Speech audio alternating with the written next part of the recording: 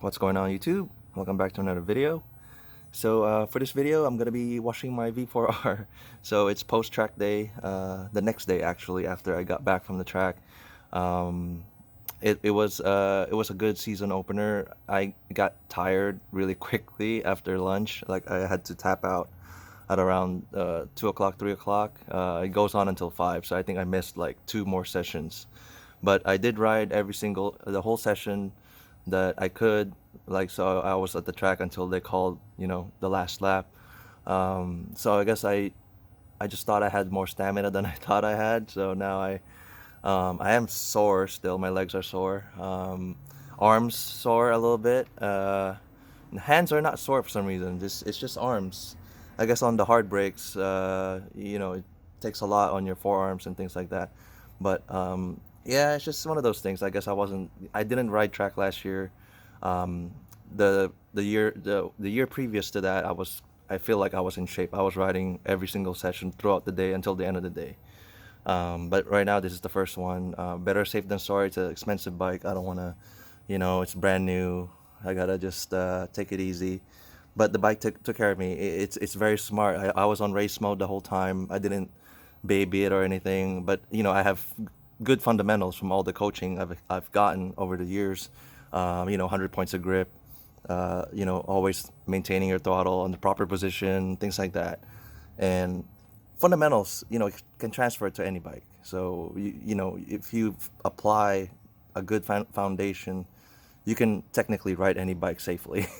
So anyway, everything went well. Tires good. Yeah, the 260, it turns in way like no problem. So it's tall. It's tall enough to do that. What else did I do? Nothing much. It's just the grips work. What I noticed is I need to change my rear sets. So the stock rear sets is sitting a little bit low, and I find myself having a hard time transitioning left to right, things like that, because I kind of have to go over so much and my leg is not. If it's a little bit higher, I feel like it would be easier. So I might look into rear sets that I could adjust a little bit higher. But yeah, other than that, the bike is great out of the box. So I don't have anything else to put except for exhaust, which is not really not really. I don't really need extra performance, so I'm good with this as it is. I'm just gonna get rear sets and I'll call it. So let's start this wash. It's such a nice day. I don't want to waste it. So let's get this going. So first things first, remove the reservoir socks if you have them, so you don't get them wet. I usually start on the wheels up like a car. I start with the chain, so I degrease the chain. I do the whole cleanup on the chain first, and then I clean the wheels, and then I spray the top so that you don't have a lot of water standing there and getting water spots. We're in the shade right now, which is perfect. So I'm just gonna work on the wheels first, and then go on my way up. So you see all these slings here. It's everywhere on the bike. It's not because of. It's a mixture of this going there and also some hot rubber slings, and a lot of bug guts going in there and other stuff going on. It's a really good thing you have if you have this, because even those really just tires, they can still dent the fins when they hit you like that. So I really suggest that getting radiator and all cooler guards. So I use a basic chain cleaner, just a Motul one. I picked this up at like a dealership. It works actually. I used to use Simple Green, but it seems like this one works better. As soon as you spray, it just eats up the grime and it falls straight down.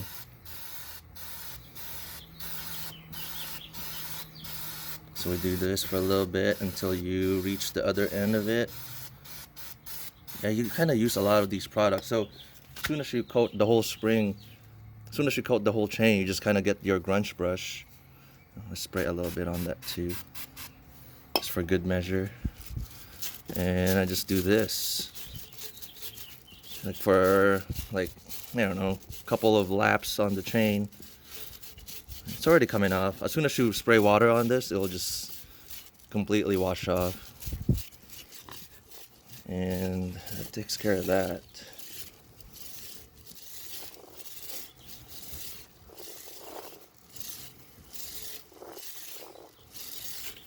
Yeah, so let's do that one more time.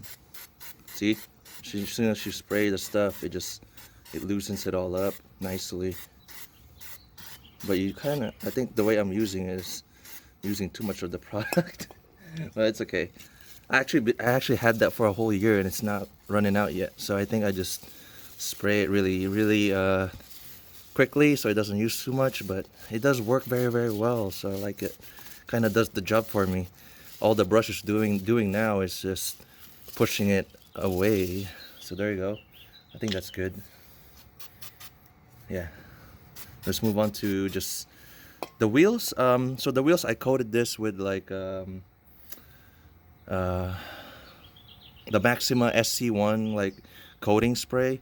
So as soon as I spray this with water, it just kind of washes out. So I'm just gonna go ahead and do that. So before we get fully started, I don't know if you guys can see that, I'm gonna remove the tape that I put on the tail light and also the front headlights. So this you don't need this, of course, when you're washing the bike. So it comes out easy. I just use the basic masking tape to tape up my lights. I'll do that for the front, and then we'll get started with the full wash.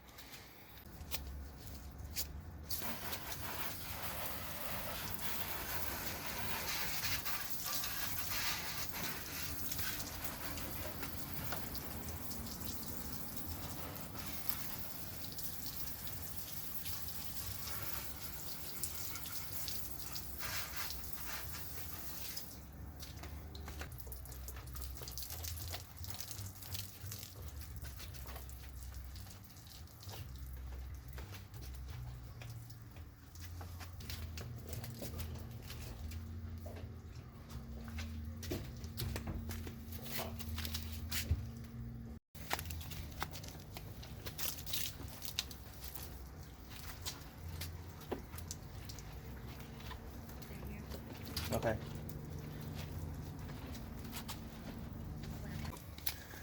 So guys, stuff like this will not come out on a regular wash. It's all over the bike. I'll address that later in the video, so I'll show you guys what I do to get these things off. But for now, we're just gonna finish soaping up the bike, rinse it, and then we'll tackle that stuff.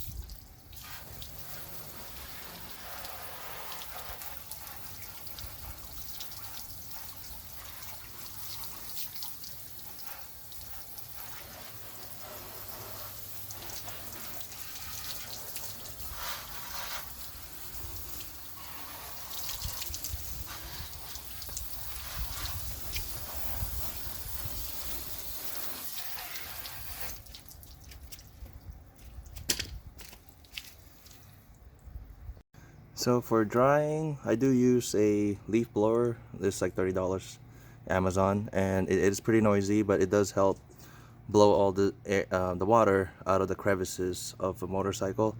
So I highly recommend this. So it's really noisy, so wear earmuffs if you can't handle it. So let's just do this real quick and not bother the neighbors.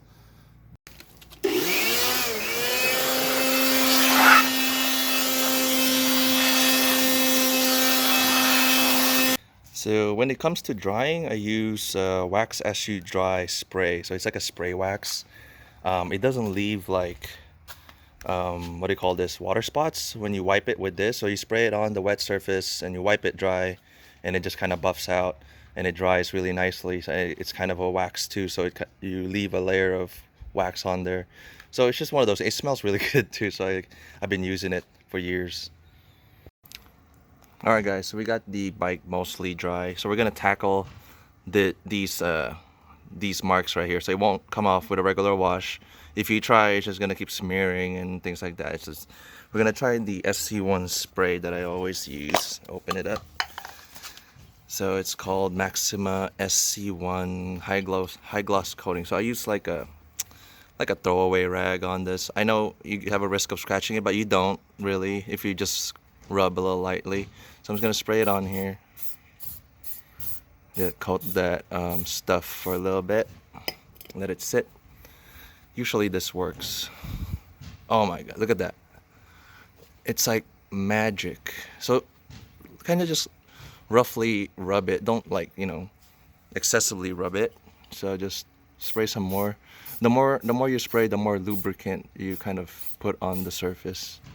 So in a way, you're preventing it from any scratches whatsoever, and it provides like a coating. So it's like a, what do you call this? Like a spray-on ceramic coating kind of feel. So it's really slippery. So like when you start wiping it, it's like super slippery now. So I haven't sprayed this before the track, so I think now when it flings again, it will be easier to remove.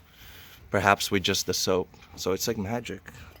I don't know what they put on this thing, but it's crazy good. So I also use this on the wheel so that any what do you call this, the sling of the chain lube, also just this thing eats it up.